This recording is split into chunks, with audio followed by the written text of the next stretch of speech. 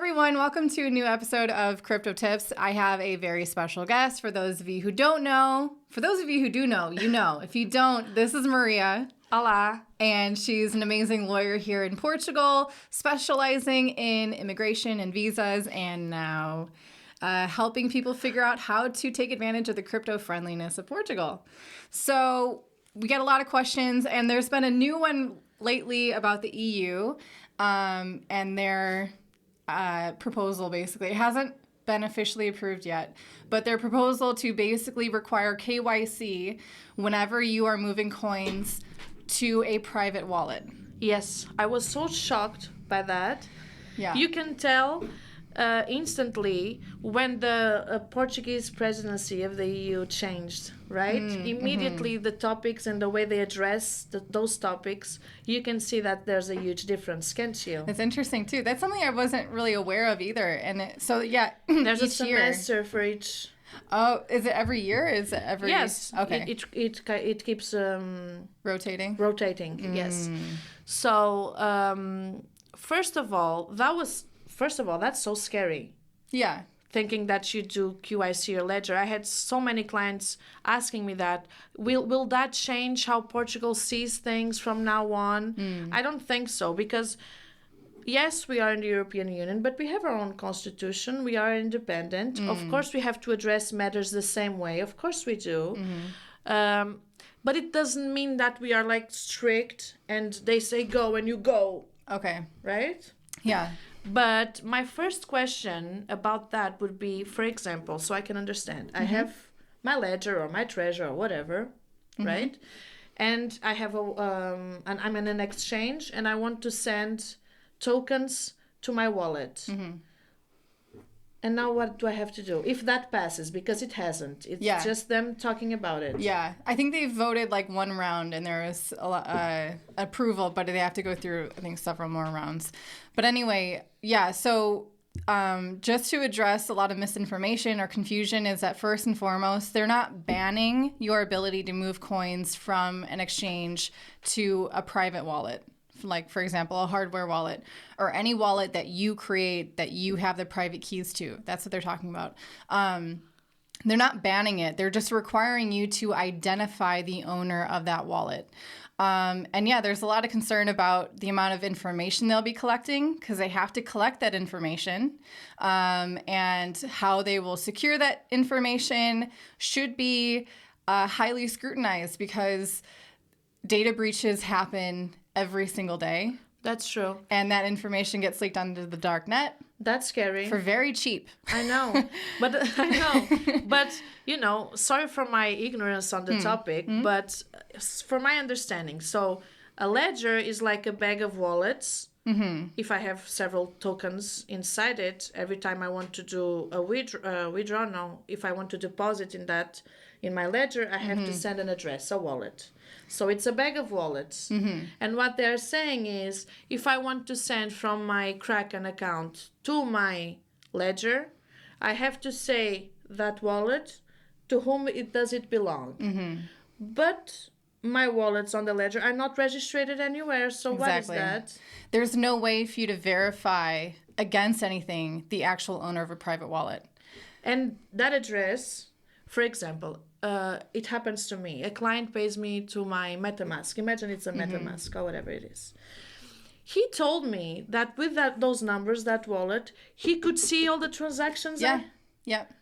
Depending on the coin, most of them, Monero is the only one that doesn't have public addresses, so you can't trace it. But you're often hearing blockchains described as public. Yes. And you've also heard of Bitcoin maybe being called pseudo-anonymous and transparent. So it means that, yes, if you have a public address and you know that money has been or coins have been deposited into it, you can see the whole history, where that came, and the values, all the way to the time it was mined. You know what he told me? Maria, you are spending too much money on fees. And I'm like, he could see everything you were doing. Yeah.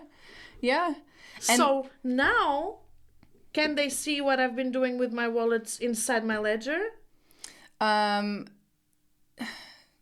With the ledger, you can generate a new address for each new deposit. So let's say you want to get it paid. So here's a wallet. And it's, so the only thing that person will know is that they made a deposit into that wallet. And then someone else wants to pay. You generate a new wallet for that guy. How? If you just click on deposit, it gives you an address. Yes. But you can generate new But ones. there's a limit, like in Kraken, No. you have a 5 deposit. For Kraken it is, but Ledger there's not. It's with the work of encryption, you can generate basically limitless numbers. So if that law passes, we can do it like that. We'll do multiple. Yeah, so they don't know the values that we're using. Yeah. But even so, are those wallets, those addresses inside the ledger, public? Can my client check that address and see how much money I put in my ledger through that? No, only what has happened with that specific address. Also on your ledger, this might be kind of confusing, but it's like, imagine you have a house and that's like your Bitcoin wallet, let's say Bitcoin. Okay. And each time you generate a new address, it's like you open a window. Okay. But like they just know about that window. They don't know about any other window, and they only know what's come in and out of that window. They don't know anything else that's happening. So they can see how many clients use that window and how much that particular money they one. Yes. So that's why it's actually encouraged to protect your privacy in that way, that it's best practice to generate a new wallet every time you get a deposit. Yeah.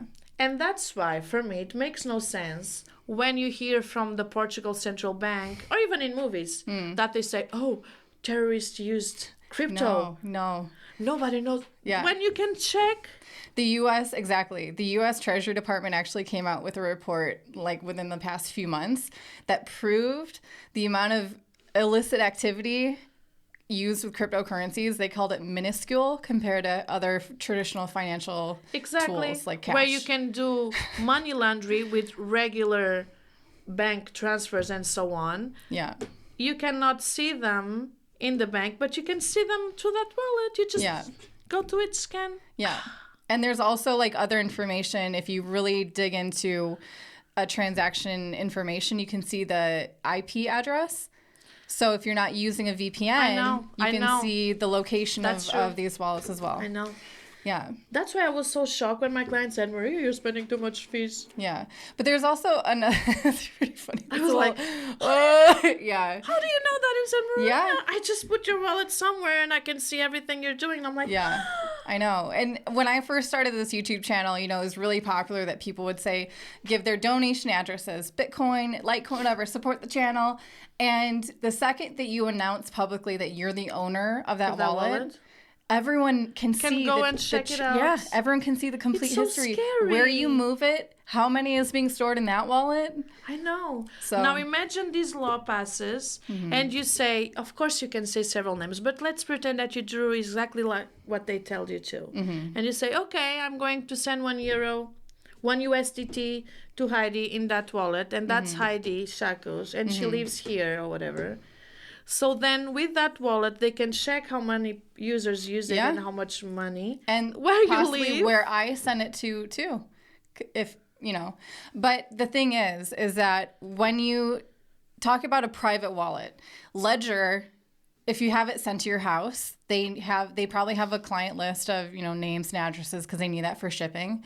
But when you get the ledger and you initialize it and you start generating these wallets, they have no idea what wallets you're creating, which ones you're generating to make these deposits.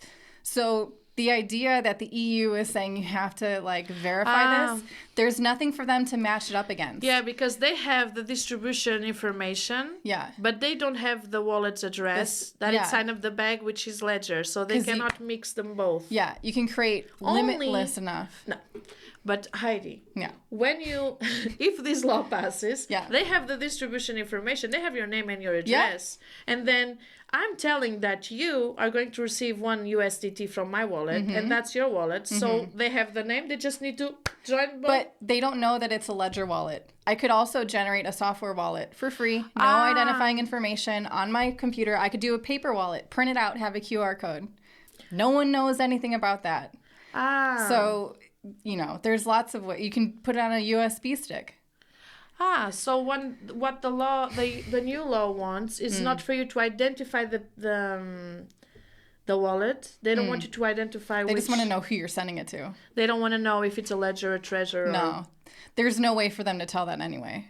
But the thought of, like, you can just give a fake name and address because there's no way to verify it against anything. So I'd be really curious to see how far this actually gets, let alone being able to implement it. Because that's the thing. They can pass all the laws they want. If they can't put it into action. I believe that those who came with this foolish idea, because I even thought it was a April 1st foolish. Yeah, it was unfortunate timing, I think. Right? Yeah. Those people, they don't use crypto. There's no way they're using crypto. Otherwise, they would see that this makes no sense.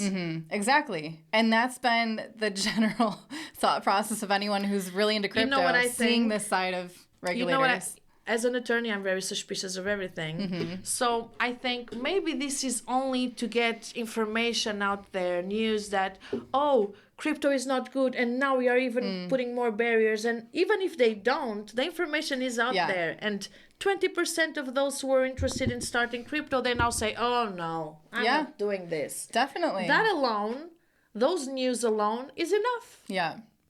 Yeah. Right? Yeah. I mean, because, there's... You have to be brave to be in crypto. That's always been the case, you know? It's always been kind of like, the subversive network to use. Also, one thing to note is basically if you're trying to make a transaction of up to or at least 1,000 euros, who knows if that's actually the hard limit or the minimum and they can just do it on anything. It's the transaction itself that has to have 1,000 euros. Yeah. Because many clients of mine send me videos and questions about this, saying, "Oh, this is so dramatic. It makes no sense. If my wallet is 1,000, I have to say I have to do QIC on a 1,000 euros wallet. It's not a transaction. It's the transaction itself. Yeah. So I guess we have to do 999 euros transactions every time. Yeah. So bottom line, they're not banning private transactions. They're wanting you to identify who you're sending it to. The only reason they can enforce this, the only level they can enforce this is on a centralized exchange. That's it. But the centralized exchange is the one who has the keys to the crypto. They are the ones who actually own the crypto. So that means they can hold it for ransom until you give them the information they're demanding. That's why Toby and I are always preaching, get your coins off the exchange, limit yourself to that as best you can, and have true ownership of your coins by using hardware wallets or any wallet that you generate that gives you a seed phrase. That's your private key. Yeah, but most important of them all is that this has not been approved. Yeah. It's only news. Yeah. And I believe it's only news to take those 20% that were eager to start, they change their mind. Who knows if that's the case? Yeah. I believe it is. Doesn't matter. Crypto's going to keep going, period. So that's going to wrap it up today. Thank you for tuning in, everyone. And thank you, Maria. Thank you, Heidi, for having me. Ciao, guys. Bye, guys.